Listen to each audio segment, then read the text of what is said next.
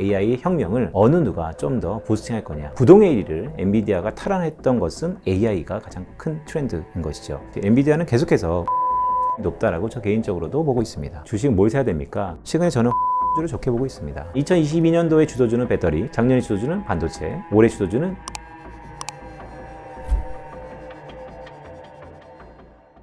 미국의 대통령을 뽑는 대선, 그러니까 우리나라 시각으로 아마 11월 5일쯤 발표할 건데요. 문제는 한 6개월 정도 텀이 남았지만 TV 토론회는 이번 달부터 시작할 거예요. 이미 TV 토론회가 누가 될 건지의 향방을 정할 수 있는 가장 큰 바로미터이기 때문에 토론회가 끝나면 지지율이 들썩이는 것이죠. 질문 주셨던 것처럼 우리가 우리나라 선거도 아닌데 왜 미국 선거를 주목해야 되는가라고 한다면 결국 패권국으로서 미국의 대통령이 누가 되느냐에 따라서 정책이 결정되기 때문입니다. 경제학적으로 보면 아니면 산업적으로 보면 이 미국의 글로벌 밸류체인 상에서 한국의 반도체를 위시한 다양한 산업 분야들이 속해 있기 때문에 그 관련돼서 우리 정책, 더 나아가서 주식, 재테크 이런 자산들의 향방이 결정된다라고 할 수 있겠죠. 누가 되는 게 좋으세요? 바이든, 트럼프. 바이든과 트럼프가 누가 된다 하더라도 공통분모를 우리는 주목해야 됩니다. 왜냐하면 홀짝이잖아요. 확률 게임이요. 바이든이 되면 어떨 것 같고 트럼프가 되면 어떨 것 같고 이런 것들은 50%의 확률이기 때문에 누가 되더라도 바뀌지 않는 것에 우리는 주목해야 되는데 첫 번째는 잘 아시는 것처럼 중국과의 패권 경쟁은 좀 더 격화될 수 있다. 이건 시대적 흐름이다라고 보고 있고, 두 번째는 누가 되더라도 재정을 많이 쓸 거다. 돈을 많이 쓸 거다. 왜냐하면 초기이기도 하고 돈발에 의해서 미국 경제가 코로나를 빨리 회복했죠. 그런 극복 방향에 대해서 특히 뭐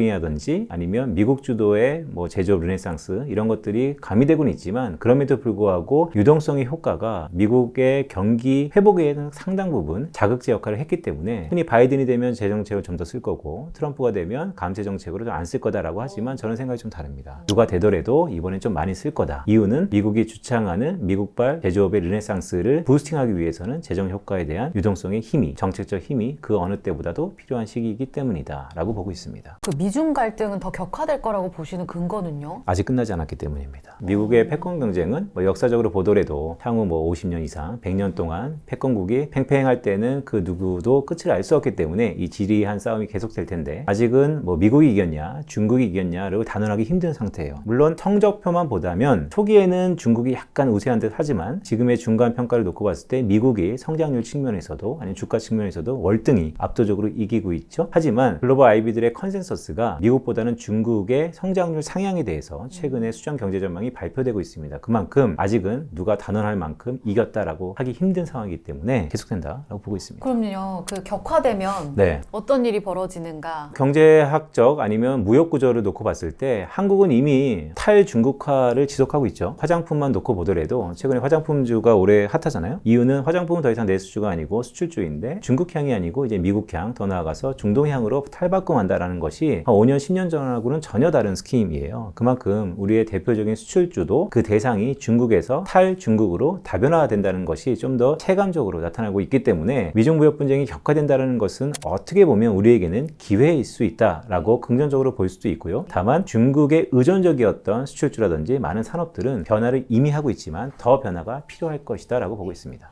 지금 미국이 코로나 시기 때 돈 많이 풀어가지고 제로금리까지 갔다가 인플레이션 때문에 급격하게 빅스텝을 보여주면서 금리 인상을 단행했잖아요. 5.25에서 5.5%까지 올라왔는데 올해 미국 기준금리의 정책 변화는 어떻게 될 거라고 보시는지 이 변화가 우리한테는 어떤 영향을 끼칠 거라고 보시는지요? 네, 화면을 보시는 것이 미국 FOMC 연준의 점도표입니다. 점도표는 아시는 것처럼 분기말 3, 6, 9, 12월 분기말마다 미국 연준의 경제 전망을 비롯해서 19명의 연준위원 들이 점하나로서 자기의 의사를 표현하는 것이죠. 올해 3월 달부터 6월 달에 점도표의 변화가 현재 5.5%의 기준금리 상단이니까 이게 미디언, 즉 중립각이거든요. 위아래 3개 정도를 삭감하고 가운데 가장 중심에 있는 가격이에요. 그러니까 평균하고 뭐 비슷하다고 볼 수 있는 것이죠. 자, 5.1%라는 것은 현재 5.5%에서 한 번 정도 기준금리 인하를 반영하는 것이고 원래는 3번이었어요. 그래서 이렇게 6월 FOMC 끝난 다음에 올해 기준금리를 3번 인하할 겁니다 라는 것에서 한 번만 할 겁니다 라고 하니까 시장은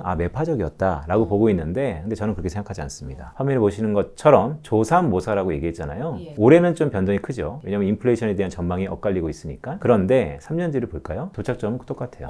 3월 FOMC 때도 3.1이었고 네. 이번 회의 지나서도 맞습니다. 그러니까 한번 기준금리 인하하면 약 한 200bp 정도의 3년에 걸쳐서 기준금리를 내릴 거다라고 하는 것이고 그러니까 과거에 제로금리로 가지 않는다는 것이죠. 더구나 이 장기라는 것은 롱굴러 런이라고 해서 흔히 5년 뒤의 전망이에요. 5년 뒤의 전망치를 보면 보면 2.6에서 2.8%로 올라갔습니다. 그런데 더 재밌는 것은 작년 12월 달에 2.5%였어요. 3개월 만에 0.1%포인트 올리더니 이번에 0.2%포인트 올렸어요. 자, 무슨 얘기냐면 궁극적으로 지금의 기준금리 인하 사이클, 피버팅이 시작된다 하더라도 과거와 같은 저금리 시대는 끝났다. 중립금리가 올라가고 있다. 그러니까 독차점이 이전보다는 계속해서 올라가고 있다는 게 가장 중요한 포인트입니다. 결론적으로 두 가지 질문에서 답을 좀 드리면 첫 번째는 올해 연준은 이제 한 번 정도 인하를 얘기하고 있는데 최근에 물가지표라든지 글로벌 컨센서스를 보면 한 두 번 정도에 수렴할 것이다라고 보고 있어요. 향후 5년 뒤에 눈높이가 이전보다 높아지고 있다는 게 연준은 이번에 금리를 인하한다 하더라도 저금리 시대로는 이제는 영원히 돌아갈 수 없다는 것을 천명하고 있다. 자, 그게 우리 입장에서 의미하는 것은 금리가 올라가면 뭐가 가장 안 좋죠? 금리가 올라가면 대출 부담이 커지죠. 그렇죠. 네. 한국의 가계부채가 전 세계적으로 가장 높은 상황입니다. 따라서 한국은 이 저금리 시대가 끝났다는 것은 어떻게 보면 가계 부채 부담이 높아질 수 있다는 거. 부담이 높아질 수 있다는 것은 성장을 못한다는 의미는 아닙니다. 왜냐하면 성장은 항상 부채를 동반하니까요. 하지만 이전보다 훨씬 높은 기대 수익률을 요구하지 않는 자산들은 오히려 하락폭도 클 가능성이 있다라고 보고 있습니다. 주식에 대한 기대 수익을 낮추라는 말씀이에요? 낮춘다기보다는 기대 수익률이 한번 높아진 거는 좀처럼 낮춰지지 않아요. 왜냐하면 대형 평수에서 소형 평수로 가면 기분이 어떠세요? 안 좋죠. 그렇죠. 마찬가지예요. 기대 수익률을 한번 높여 잡은 사람들이 낮춰 잡을 수는 없습니다. 그만큼 옷가석 좀 더 쏠림이 있을 거다라고 보고 있고 좀 더 양극화가 확대되는 사회가 접어들 개연성이 높다라고 보고 있습니다. 지금 5.1%로 25bp 인하 올해 한 차례 인하를 FOMC에서 시사했지만 2회까지 열려 있고 물론 지표 봐야겠지만요. 이 부분이 장기적으로 봤을 때 도착점이 같기 때문에 조삼모사로 해석되는 이유다. 그럼 우리 쪽에서도 금리 정책 변화가 아마 뒤따라갈 거잖아요. 네. 한은에서도. 네. 그럼 하반기 이후나 되겠네요. 이제 9월 FOMC도 또 봐야 되는 거겠죠? 그러니까 한국은행이 참 운신의 폭이 좁아지고 있어요. 근데 제가 여의도에서 주로 이제 뭐 패드 와처 역할을 많이 했었지만 한국은 사실은 PBOC, 중국 따라서 아니면 ECB, 유럽의 중앙은행 따라서 정책 스탠스를 바뀐다라는 해석이 상당히 많았었거든요. 그런 의미에서 보면 최근에 6월 달에 유럽의 중앙은행이 기준금리를 인하했고요. 최근에 스위스와 캐나다가 깜짝 인하를 시작하고 있습니다. 그렇다면 미국만 지금 계속해서 버티는 것이지 미국 이외 국가들은 기준금리 인하를 하고 있는 거예요. 그런데 여기서 좀 더 중요한 건 뭐냐면 왜 인하를 하고 있느냐가 중요해요. 왜 인하를 하고 있냐면 미국을 제외한 다른 나라들은 고금리에 못 버티고 있다는 것이죠. 경제도 안 좋고 가계적인 부담도 있고 수출은 경기 개선 사이클에 인해서 조금은 활로를 필 수 있다 하지만 내수는 다 어려운 거예요. 그런 의미에서 보면 이제 한국의 경제가 어떠냐라고 하면 정부는 계속해서 얘기하고 있죠. 수출은 좋아지고 있다. 최근에 나오는 수출 데이터들, 오늘도 수출 데이터가 20일치가 잠정치가 나왔는데 좋죠. 그런데 내수는 점점 쪼그라들고 있습니다. 자, 그렇다면 뭐 가계부채, 부동산 PF 문제 이런 것도 산적하지만 정부는 이제 선택을 하는 것이죠. 기준금리 인하를 통해서 경기를 좀 더 부스팅할 것이냐 아니면 연준이 아직까지 바뀌지 않았기 때문에 계속해서 고수할 것이냐라고 본다면 그다음부터 이제 베팅인데요. 저는 미국의 연준도 마이웨이 하는 것처럼 한국은행도 어쩌면 유럽이나 아니면 다른 여타 국가들처럼 기준금리 인하 시점을 미국과는 좀 더 별개로 가져가지 않을까. 아직은 미국이 한 번 내릴지 아니면 언제 내릴지가 확정적이지 않는데 실제 미국이 기준금리 인하의 버튼을 누르지 않는다 하더라도 시장에 언제 내릴 거다라는 것이 컨센서스로 모아진다면 한국은행은 우리의 상황에 따라서 좀 더 기준금리 인하의 시점을 빨리 가져갈 수도 있겠다라는 생각을 하고 있습니다. 아까 빈센트님께서 미국 대선이 한국에 미치는 영향 했을 때 첫 번째로 말씀하신 게 이제 정책, 산업 이렇게 연결을 주셨단 말이에요. 그러면 지금 바이든, 트럼프 어떤 정책을 좀 눈여겨보면 좋을지 좀 구체적으로 들어가 볼 수 있을까요? 일단 뭐 예전에는 바이든은 친환경, 신재생에너지, 트럼프는 석유? 네. 그런데 최근에 보면 에너지원 측면에서는 조금 4, 5년 전하고는 다른 것 같습니다. 누가 되더라도 미국이 주창하는 것은 이제 미국이 제조업을 스스로 이끌어내겠다라는 것이기 때문에 최근에 가장 핫한 트렌드는 역시 AI 혁명, 더구나 반도체. 그래서 바이든이 되건 트럼프가 되던 간에 AI 반도체 쪽으로 가닥이 잡혀지지 않을까라고 보고 있고 4년 전하고 좀 달라요. 4년 전에는 에너지원에서 이 석유의 패권 경쟁으로 중동을 등한시하는 미국이 과연 석유가 다시 한번 집중될 것이냐 아니면 신재생으로 갈 것이냐가 처음에 관심사였다면 이번에 대선은 아무래도 AI 혁명을 어느 누가 좀 더 부스팅할 거냐. 결론적으로 한 발짝 뒤에서 보면 누가 되더라도 AI 혁명에 좀 더 드라이브를 거는 그런 정책이 펼쳐지지 않을까라고 보고 있습니다. 제조업 리쇼어링이라는 건 제조업의 성과가 안 좋았던 미국이 이제 다 공장 불러들여가지고 미국의 생산성 키우려고 네. 우리의 공장 지어 뭐 이런 거였었잖아요. 근데 이거랑 AI랑은 어떻게 연결고리가 있을까요? 제조업을 밖에 있는 공장, 생산 공정을 안으로 갖고 오는 거잖아요. 그러면 이전에 왜 나갔는지를 우리가 봐야 돼요. 왜냐면 인건비 때문에 나가는 거죠. 제조업 공동화 때문에 나간 겁니다. 네. 그럼 그걸 다시 한번 불러들이는 건데, 그렇다면 사업성이 있어야지 안에서 워킹하는 거잖아요. 근데 사업성은 뭐 공산주의도 아니고 사람을 얼마나 적재적소에 배분하냐에 따라서 좀 다른데, 그게 AI 산업과 로봇이 이전보다 부가가치가 높고 효율성이 높으니까 옛날처럼 뭐 나이키 신발이 중동이나 베트남이나 중국으로 갔다라는 것이 예전의 트렌드였다면, 이제는 그런 생산 공정이 미국으로 왔을 때는 이제 좀 다를 것이다. 미국에서 지금 AI가 얼마나 핫한가? 주가로는 핫한 것 같긴 하거든요. 네. 실제로는 어떨까요? 애플의 시총의 1위를 엔비디아가 지금 1위를 탈환하느냐, 그런 수성을 하고 있어요. 그 이유가 뭘까요? 엔비디아 그러면 한국인들은 이제 대부분 알고 있죠. 하지만 HBM 고대역 메모리 반도체뿐만 아니고 엔비디아 이퀄 AI 혁명의 가장 트렌드입니다. 애플이 어떤 기업입니까? 제조업 중에서도 OP 마진이 수익률이 엄청나게 좋았던 회사예요. 그런 시총 1위를, 부동의 1위를 엔비디아가 탈환했던 것은 AI가 가장 큰 트렌드인 것이죠. 자, 미국에서 AI가 얼마나 핫하냐? 그냥 단언적으로 말씀드렸으면 애플의 아성을 무너뜨릴 수 있었던 엔비디아를 탄생시켰던 키워드. 그런 의미에서 보면 여전히 핫하다라고 보고 있는 것이죠. 애플을 치고 마이크로소프트를 치고 올라간 엔비디아가 시총 3조 달러를 넘어가면서 1위로 이제 등극하느냐, 이 부분은 AI가 얼마나 핫한지를 또 한 번 보여주는 방증이 될 거다 하셨는데, 저는 그렇게 생각하는데 한번 전화 한번 해볼까요? 전화 찬스.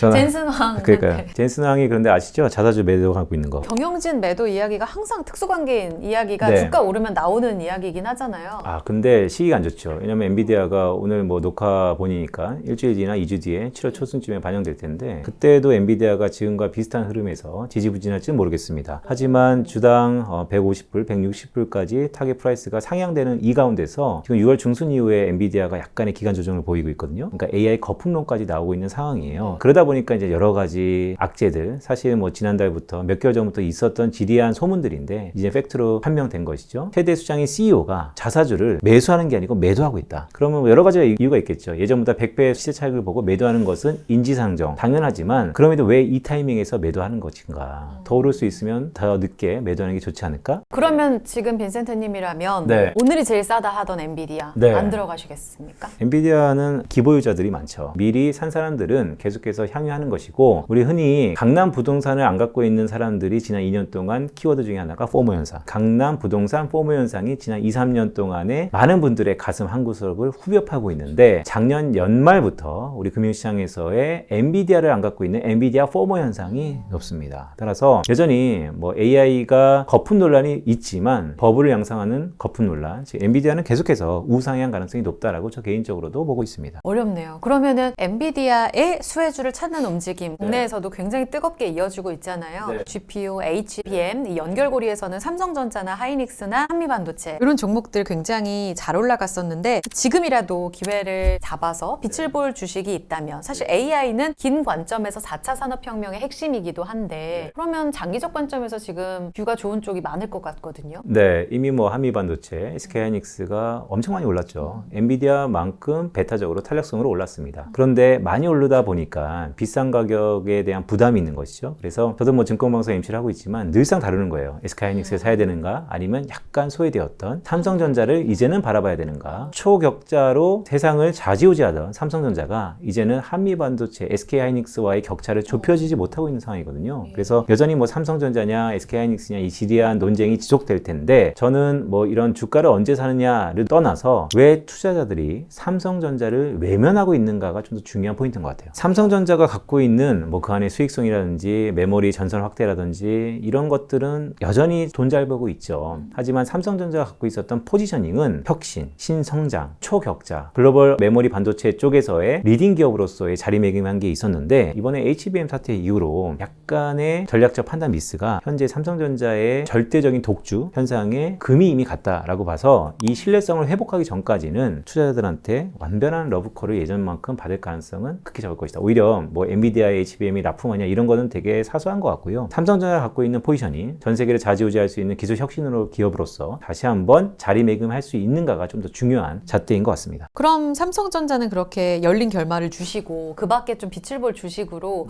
좀 보고 계신 쪽이 있으세요? 주식 투자는 여러모로 기업의 주가는 어닝의 프락시, 대리 변수인 것이죠. 돈을 버는 곳에, 또한 성장성이 담보되는 곳에 주가의 상승 모멘텀이 있다라고 봅니다. 그런 의미에서 보면 저는 주식 투자하시는 분들한테 이런 얘기 맨날 해요. 주식 뭘 사야 됩니까? 그러면 본인이 주로 24시간의 동선 중에서 자주 접하고 보는 것을 투자해라. 그런 의미에서 보면 최근에 저는 화장품주를 좋게 보고 있습니다. 화장품주 네. 고점 아니에요? 엔비디아도 너무 많이 올랐죠. 이전에 동일한 시각으로 바라본다면 많이 부담스러운 가격이죠. 예전보다 훨씬 많이 올랐습니다. 하지만 수출 다변화라는 게 있는 것이죠. 이제는 미국으로 아니면 중동으로 중동의 새로운 마켓이 열리고 있다는 것에 좀 더 집중하고 있고요. 제가 볼 때는 예전에는 내수주에 국한되었던 것이 수출주로 탈바꿈하면서 좀 더 이 시장의 다변화와 그 가운데 수익성이 결부되는 그런 섹터들이 좀 더 유망하지 않을까라고 보고 있고, 한 2년 전 2022년도에 주도주는 배터리, 작년에 주도주는 반도체, 올해 주도주는 음식료, 화장품이었는데 어떻게 될지는 아직 모르겠습니다. 하지만 여전히 가능성이 있다. 시총의 변화가 시장의 트렌드를 대변하잖아요. M7에서 테슬라 탈락시켜라. 네. 뭐 이런 이야기도 있습니다. 아까 네. 시총 1위를 엔비디아가 가져가느냐가 중요하다 하셨는데 지금 여기서 불안한 테슬라는 어떨까요? 그러니까 이제 전기 자동차, 전기차에 대한 기대감이 있었죠. 패스트 팔로우들이 살 만큼 다 샀어요. 그런데 재구입 의사가 상당히 떨어지고 있습니다. 왜냐면 하다 보니까 불편해요. 자동차는 이제 필수품입니다. 편해야 돼요. 뭐 패션이 새로운 트렌드고 이런 거는 패스트 팔로우들이 다 사는 거예요. 저는 2, 3년 동안에 패스트 팔로우들은 다 살 만큼 샀다라고 보는 거고, 근데 이후에 이제 이게 저변적으로 확대될 거냐라고 하면 편의성에서 월등히 좋아야 되는데 여전히 충전에 대한 부담 이런 것들이 있기 때문에 그런 것들이 주가에 반영되고 있다라고 보고 있고, 더 나아가서 테슬라 그러면 트렌드가 있었잖아요. 제가 아까 삼성전자가 초격자로 대변했던 그런 이미지, 포지셔닝이 있었던 것처럼 테슬라가 어떤 포지셔닝이었냐라고 본다면 이전에 성장 산업이 없는 성장을 마무리된 주식, 이렇게 좀 자리매김하고 있지 않을까? 테슬라 주주분들한테는 약간 안타까운 소리일 수 있지만 제가 봤을 때는 그런 가능성도 있다라고 보고 있습니다. 트렌드가 작년부터 해서 AI 반도체로 많이 재편됐다고는 하지만 여전히 이제 패권을 놓고 보면 석유를 둘러싼 파워게임은 계속 되는 것 같아요. 이 세계 패권을 흔드는 안보 자산은 뭐라고 정의할 수 있을까요? 벌써 한 2년 됐죠. 넥스트라는 책에서 세계 안보 자산이 바뀌고 있다. 미국의 안보 자산이 과거 석유 패권에서 이제 반도체 패권으로 바뀌고 있다라는 메시지를 드린 적이 있는데, 한국의 육광구 지역에서 다시 한번 석유가 시추된다라는 기대감이 있는 시점에서 이런 얘기하는 게 약간 머쓱할 수도 있겠지만 IEA나 아니면 글로벌 오펙 플러스의 전망치를 보면 석유는 하향 안정화되는 게 대부분 컨센서스 전망이에요. 수요도 그렇고 공급단에 대한 부담도 있기 시작하는 것이죠. 따라서 석유는 결국 제조업의 에너지원이었는데 이 에너지원은 이미 한 3, 4년 사이 특히 코로나를 겪으면서 다변화가 많이 된 것 같습니다. 따라서 여전히 패권을 갖고 있죠. 에너지원이라는 것은 대체 불가능한 부분이 분명 있기 때문에. 하지만 저는 석유에서 반도체로 안보 자산이 바뀌고 있다, 이미 바뀌었다라고 보고 있는 사람이니까 한국에 이런 석유가 난다라는 큰 이런 시점에서 약간 석유 패권을 논하기에는 기간이 조금 지나지 않았나라는 생각을 갖고 있습니다. 경제가 흘러가는 큰 그림 안에서 어떤 메시지를 우리가 꿰뚫어 봐야 할지 이 부분을 위해 또 빈센트님을 모신 건데, 지금 방송을 보고 계실 우리 월급쟁이 투자자분들은 경제 환경, 이 매크로 속 안에서 어떤 포인트를 보면서 투자를 해야 현명한 걸까요? 경제 지표는 상수가 아니고 변수입니다. 그러니까 매번 시황에 따라서 바뀐다는 것이죠. 그만큼 자기만의 줏대가 있어야지. 흔히 그런 거 있죠. 대나무는 꺾이지 않는다. 왜냐하면 잘 흔들릴지언정 중심을 잡고 간다는 것이죠. 그만큼 자기만의 잣대가 좀 필요할 것 같고요. 저는 그것을 경제 지표로 바로미터를 가지면 좋겠다라고 생각하는 1인 중에 하나고, 제가 봤을 때는 어쨌든 경제의 역사적 기록이 경제 지표이기 때문에 경제 지표를 활용하는 것도 좋지 않을까라는 생각을 갖고 있는 것이죠.